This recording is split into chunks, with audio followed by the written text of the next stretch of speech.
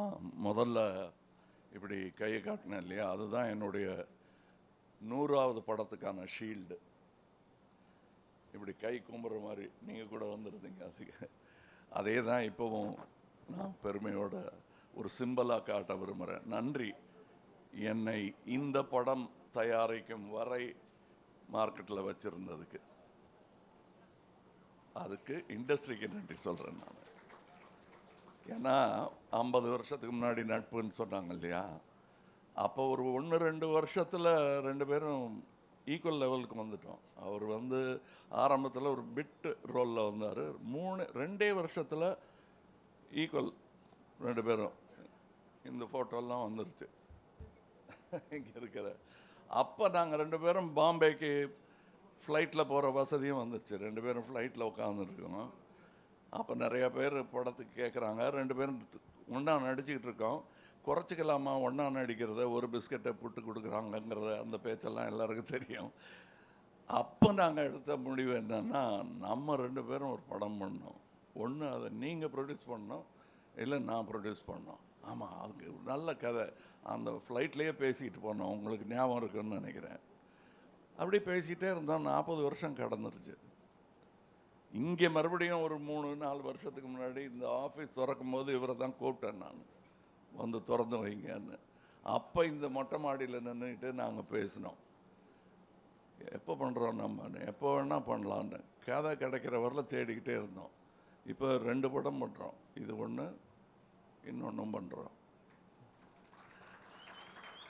இது எங்களுக்கு என்ன பெருமையாக இருக்குன்னா, நாங்கள் அதான் அடிக்கடி சொல்லிக்கிட்டே இருப்பேன், இந்த ஏவிஎம் வேப்ப மரத்தடியில் உட்கார்ந்துருந்த அந்த இளைஞர்கள் இவ்வளோ தூரம் பயணித்திருப்பது என்பது யாருடைய கருணைன்னு எங்களுக்கு தெரியாது. யாருடைய கருணையாக இருந்தாலும் அதற்கு இருவரும் தலை வணங்குகிறோம். நினைக்கவே இல்லை நாங்கள். ஆனால் வருவோன்னு தெரியும், இவ்வளோ பெருசாக வருவான்லாம் தெரியாது எங்களுக்கு. வந்துட்டதை தக்க வச்சுக்கணும்னு கூட எங்களுக்கு தெரியாது. தக்க வச்சுட்டீங்க, நீங்கள்லாம் சேர்ந்து அங்கே நிற்க வச்சுட்டீங்க எங்களை. அதற்கு என்றென்றும் நன்றியுடையவர்களாக இருவருமே இருக்கிறோம். இப்போ இந்த பண்ணணுங்கும் போது வழக்கமாக என்னன்னா, ஹீரோ சந்தோஷமாக உட்காந்துருப்பாங்க, ப்ரொடியூசர் ஓடி ஆடுவார். இதில் ஓடி ஆடி தூங்க விடாமல் எல்லாரையும் தொந்தரவு பண்ணிட்டு இருந்தது இவர் தான். எனக்கு கமல் படம் பண்ணுறேன், ஐயோ, நாங்கள் எல்லாரையும் கூப்பிட்டு டெய்லி ஃபோன் பண்ணி, சார் டெய்லி ஃபோன் பண்ணுறார், சார் அவர் தான் சார் முடிவு பண்ணணும். ஸோ அவர் என்ன பண்ணுவார்னா, இன்னொரு வாட்டி பெட்டராக அப்படின்னு தேடி தேடி தேடி நான் பண்ண வேண்டிய வேலையெல்லாம் எனக்காக பண்ணிட்டார் அவர். டைட்டில் தான் எனது ப்ரொடியூசர்னு 2 பேர் பிரித்து பண்ணிக்கிட்டாங்க, அதுதான் உண்மை. இவர் ஒருத்தர், மகேந்திரன் ஒருத்தர். நான் சும்மா வேடிக்கை பார்த்துட்டு இருந்தேன், என்ன முடிவுக்கு வராங்கன்னு. நல்ல முடிவுக்கு வந்திருக்காங்க, பிரமாதமாக அதை ஏற்பாடு பண்ணியிருக்காங்க. நான் லஞ்சு சாப்பிட்டு போகிறேன், அவ்வளோ வசதியாக இருக்கேன் நான். அதற்கு நன்றி சொல்ல வேண்டிய முதல் ஆள் இந்த ராஜ்கமல் நிறுவனம். அதை கட்டி காத்து கொண்டு வந்தோங்கிறது போக, இதை இன்று நிர்வகிக்கும் ஆள் எவ்வளோ அமைதியாக பின்னாடி இருந்து இதெல்லாம் இப்போ எங்கே இருக்காருந்து கண்டுபிடிக்க பார்ப்போம் இந்த கூட்டத்தில். அதான் மகேந்திரன். அது சந்திரஹாசனுக்கு இப்படி ஒரு வாரிசு கிடைக்கும்னு நான் நினைக்கல, இவரும் நினைக்கல. ஏன்னா சந்திரஹாசன் அவர்களுடைய இரங்கல் கூட்டத்துக்கு வந்தபோது, இனி கமல் என்ன பண்ண போகிறாரு அப்படின்னு கவலைப்பட்டீங்க நீங்கள். அந்த கவலைப்படும் போது நான் ஓரக்கண்ணில் மகேந்திரனே பார்த்துட்டு இருந்தேன். ஏன்னா அங்கேயே நின்றுட்டு இருந்தார் அவர்.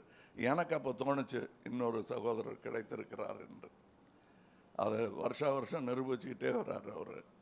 அது போக அவர் எனக்காக தேர்ந்தெடுக்கும் சகோதரர்கள், அவர் எனக்கு பார்ட்னர் தேடி பிடிக்கிறதே கிடையாது.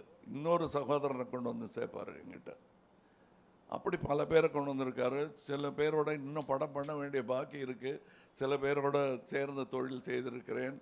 இதில் என் கூட கரம் கோர்த்து நின்றவர் மகேந்திரன். அதனால் அவர் பேரை முதல்ல சொன்னேன். அவருக்கு பின்னாடி ஒரு பெரிய கூட்டம் இருக்குது என்பது இந்த அரங்கத்தில் இருப்பவர்களுக்கு தெரியும். சினிமாவே அப்படித்தான் இயங்குகிறது. இது இந்த பக்கம்.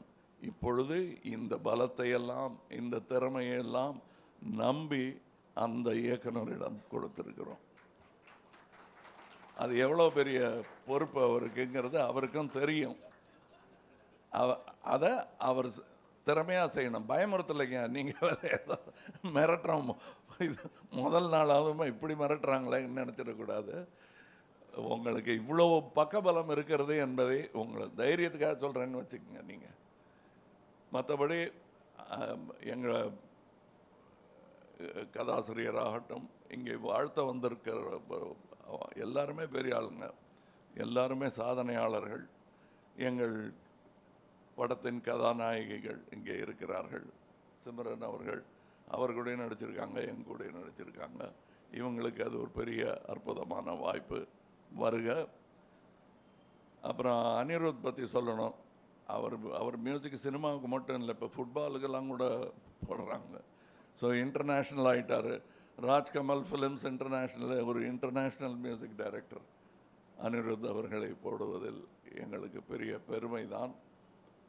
இதோட மியூசிக் டைரக்டர், இதோட ஸ்டண்ட் மாஸ்டர்ஸ், அவங்க ஒரு ராஜ்கமல் நிறுவனத்தின் ஒரு அங்கமாக மாறிட்டு வராங்க. டெக்னீஷியன் விக்ரம் தர்பாலாம் அப்படி இருக்கிற மாதிரி எனக்கு ஒரு சந்தோஷமாகவும் தன்னம்பிக்கை தரும் ஒரு 2 டெக்னீஷியன்ஸாகவும் அவங்க இருக்காங்க.